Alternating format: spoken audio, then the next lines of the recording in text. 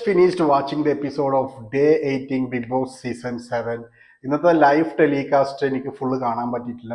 So ഒരുപാട് കാര്യങ്ങളൊന്നും ഇവിടെ ഡിസ്കസ് ചെയ്യുന്നില്ല. എൻ്റെ അറ്റൻഷൻ പോയ ഒരു കുറച്ച് കാര്യങ്ങൾ മാത്രം ഡിസ്കസ് ചെയ്യുന്നു. ഡേ 18-ല് മെയിൻ ആയിട്ട് നടന്നത് പണിപ്പുര ടാസ്കിലോട്ടുള്ള 2 ടാസ്ക് നടന്നു.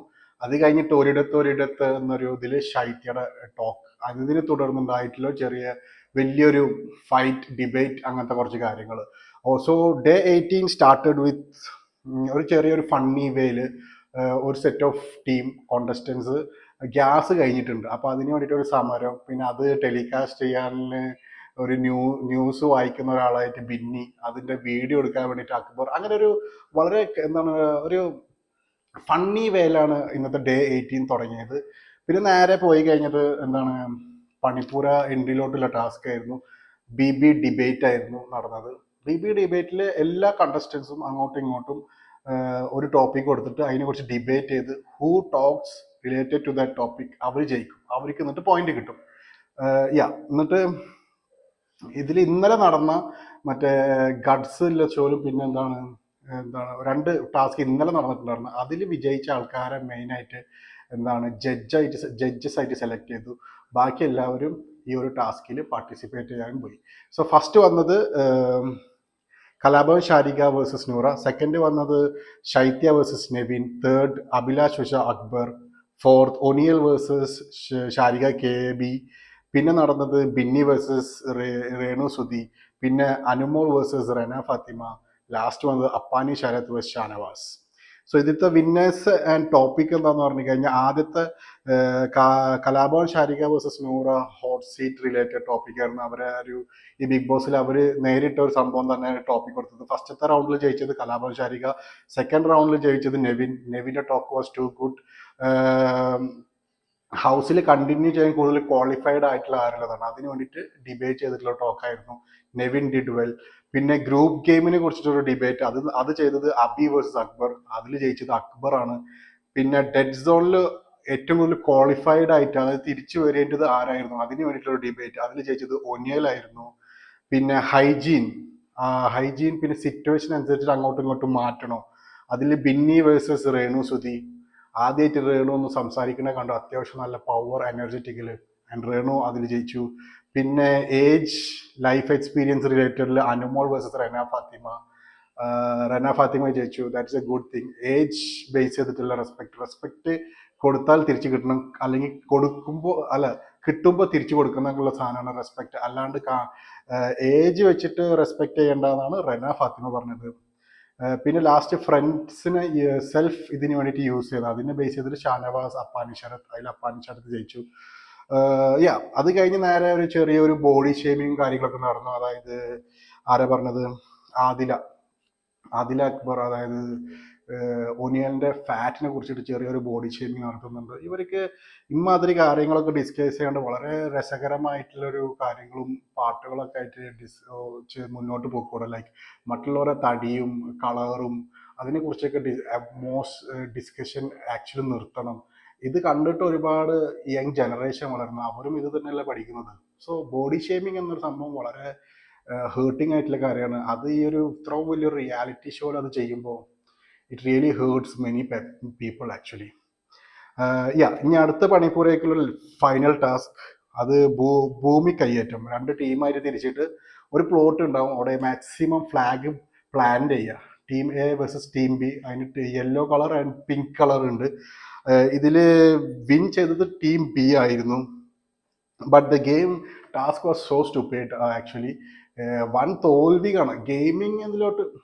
ഗെയിമിങ്ങിലോട്ട് വരുമ്പോൾ ഇതിലത്തെ contestants mostly all contestants have zero gaming sense. ഇപ്പോഴും ഞാൻ പറയുന്നത്, ഇന്നലെ ഞാൻ പറഞ്ഞു, സീറോ ഗെയിമിംഗ് സെൻസ്. അടിപിടി, എന്ത് ഗെയിം ഇട്ട് കഴിഞ്ഞാലും അടിപിടി, ഒന്നും ലോജിക് ആൻഡ് മൈൻഡ് വെച്ചിട്ട് ആരും കളിക്കുന്നില്ല. ഫൈനലി ടീം B വിൻ ചെയ്തു. ഏറ്റവും കൂടുതൽ പ്ലാൻഡ് അവരാണ് ചെയ്തത്. അതിലെന്താ ഷാനവാസൊക്കെ മണ്ണെടുത്തൊക്കെ എറിയുന്നുണ്ട്. സോ അത് കഴിഞ്ഞു. Actually Bigg Boss also got irritated. ഞാൻ ആദ്യമായിട്ടാണ് ഒരു ബിഗ് ബോസ് ഷോയിൽ മലയാളത്തിൽ ഒരു ടാസ്കിൽ ഇത്രക്കും ബസറിന്റെ സൗണ്ട് റിപ്പീറ്റഡ് ആയിട്ട് അടിക്കുന്നത് ഞാൻ കേട്ടത്. That was quite weird. അത്രക്കും പുവർ പ്ലേ ആയിരുന്നു കോണ്ടസ്റ്റൻസിന്റെ സൈഡിൽ നിന്ന്. നിർത്താൻ പറഞ്ഞിട്ടും ടാസ്ക് നിർത്തുന്നില്ല. ഫൈനലി ഈ വീക്കിൽ പണിപ്പുരയിലോട്ട് എൻട്രിക്കുള്ള നോമിനേഷൻ 5 പേരാണ്: Nevin, Aneesh, Binny, Gisele, Oneal. All the best. Maximum സാധനങ്ങൾ എടുക്കാൻ പറ്റട്ടെ. എനിക്ക് തോന്നുന്നത് നാളെ ആയിരിക്കും തോന്നുന്നു, നാളെ ആയിരിക്കും ആ സംഭവം. പിന്നെ നേരെ പോയി കഴിഞ്ഞത് ഒരിടത്ത് ശൈത്യയുടെ ലൈഫ് സ്റ്റോറി പറയുന്നു. ഓരോ ആക്ച്വലി ഈ ഒരു ബിഗ് ബോസ് സീസൺ 7 തുടങ്ങുമ്പോൾ ഐ ഹാഡ് എ ബിഗ് എന്താണ് എന്താ പറയുക, ബിഗ് ഒരു വലിയ ഹോപ്പ് ഉണ്ടായിരുന്നു ആര്യൻ്റെ മേൽ. Aryan would do great because physically he shows good. Actually ആക്ടിവിറ്റിയിലൊക്കെ കിഡിലായിട്ട് കളിക്കും. പിന്നെ ഗെയിമിംഗ് സെൻസും വളരെ നല്ല ഹ്യൂമാനിറ്റി, നല്ലൊരു കിഡിലും പെർഫോമൻസും കൂടി ഉണ്ടെങ്കിൽ ഒരു വിന്നിങ് മെറ്റീരിയലാണ് ആര്യൻ. ബട്ട് ഇന്നലെ മുതൽ മൂപ്പറുള്ള ഗ്രാഫ് ഇതാ കീഴോട്ടാണ്. ഇന്നലെ തന്നെ ഞാൻ എൻ്റെ വീഡിയോയിൽ പറഞ്ഞിട്ട് വളരെ ഡിസ്റെസ്പെക്റ്റബിൾ, വളരെ സെൽഫിഷ്. പിന്നെ റെസ്പെക്ട് എന്ന് പറഞ്ഞാൽ അയലത്തോട്ട് പോയിട്ടില്ല. വെറും ഷോ ആണ് ആര്യൻ. ഇന്നലെ അവന്റെ റിയൽ ബിഹേവിയർ ഇന്നലെ പുറത്തു വന്നു. അത് ഇന്നും കണ്ടിന്യൂ ചെയ്തു. ഒരാൾ അവരെ ലൈഫ് സ്റ്റോറി പറയുമ്പോൾ at least respect.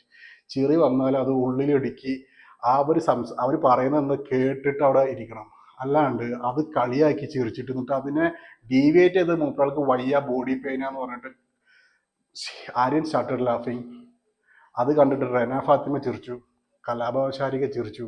This all were visible in video. ഇതൊക്കെ കണ്ടിട്ടുണ്ടായിരുന്നു. എന്നിട്ട് ആര്യനെ സപ്പോർട്ട് ചെയ്യാൻ ജിസേൽ. ഇതാണ് തെറ്റ് കണ്ടു കഴിഞ്ഞാൽ തെറ്റാണെന്ന് പറയാനുള്ള ഒരു നല്ലൊരു സുഹൃത്ത് ജീവിതത്തിൽ വേണം. അല്ലെങ്കിൽ ആ സുഹൃത്ത് കൊണ്ട് ഒരുപാട് നഷ്ടങ്ങൾ ജീവിതത്തിൽ നേരിടേണ്ടി വരും. റെന ഫാത്തിമ ചിരിച്ചു. റെന ഫാത്തിമ പിന്നെ ന്യൂജൻ എന്ന് വിചാരിക്കുക, വിട്ടുകളയാം. Because new gen kids will avoid that. She laughed. അവിടെ ചിരിക്കേണ്ട, റെന ഫാത്തിമക്ക് അവിടെ ചിരിക്കേണ്ട ഒരു കാര്യമില്ല. അതിൽ മനസ്സിലാവും എത്ര സീരിയസ് ആണ് ആ കുട്ടിയെന്ന്. സീറോ സീരിയസ്നെസ് ആണ് മൂപ്പറുടെ ലൈഫിൽ എടുക്കുന്നതെന്ന് വളരെ വിസിബിൾ ആയിട്ടുള്ളൊരു കാര്യമാണ്.